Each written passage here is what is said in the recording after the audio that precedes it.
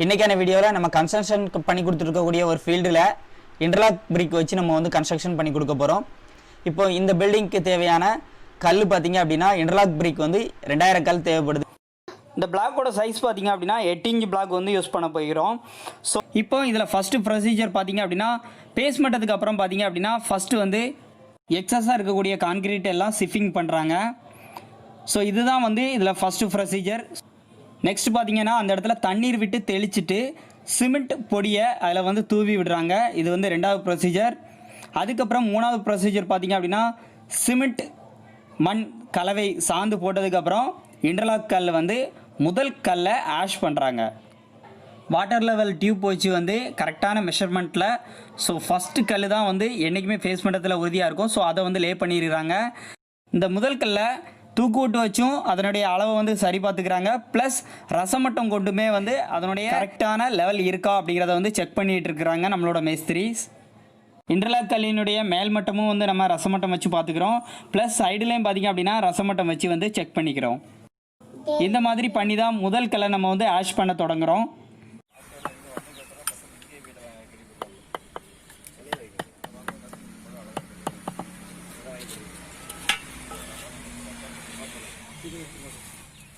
ஒவ்வொரு கல்லுக்கும் இடையில வந்து ரசமட்டம் வச்சு செக் பண்ணிக்கிறோம்.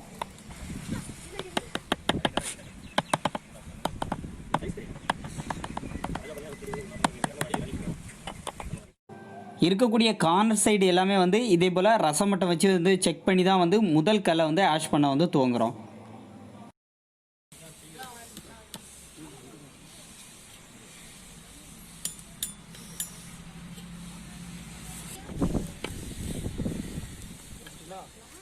ஒவ்வொரு சைடு கார்னர்லையும் பார்த்திங்க அப்படின்னா கட் பீஸ் வந்து கட்டாயம் தேவைப்படும். அந்த கட் பீஸை நம்ம எப்படி கட் பண்ணி எடுக்கிறோம் அப்படின்னா கட்டிங் மிஷின் மூலமாக அந்த கட் பீஸ் எல்லாமே வந்து நம்ம இன்டர்லாக் பிரிக்ஸை கட் பண்ணி எடுத்துக்கிறோம்.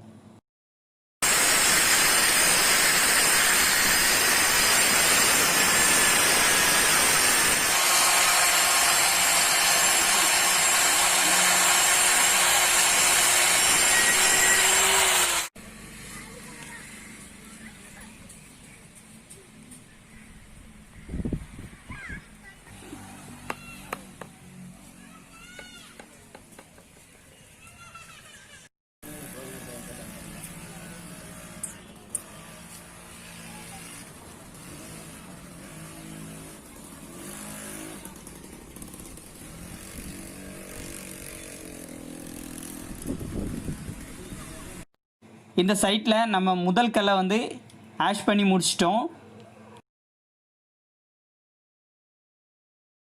இன்டர்லாக் கல்லில் இருக்கக்கூடிய சின்ன சின்ன ஜாயின்ஸை ஜாயின் பண்ணுறதுக்கு ரெண்டாவது கல்லை நம்ம லே பண்ணுறதுக்கு முன்னாடி சிமெண்ட் ரோட்டிங் மூலமாக அந்த சின்ன சின்ன கேப்பை வந்து பில்ட் பண்ணிக்கிறோம்.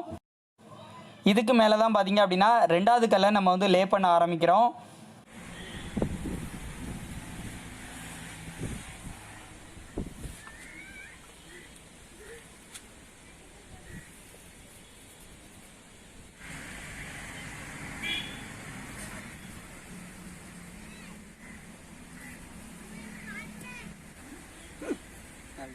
ஸோ அதுக்கப்புறமும் பார்த்திங்க அப்படின்னா ரசமட்டம் மூலமாக கரெக்டான லெவலில் நம்ம வந்து கல் லே பண்ணியிருக்கோமோ அப்படிங்கிறத ரசமட்டம் மூலம் வந்து செக் பண்ணிக்கிறோம்.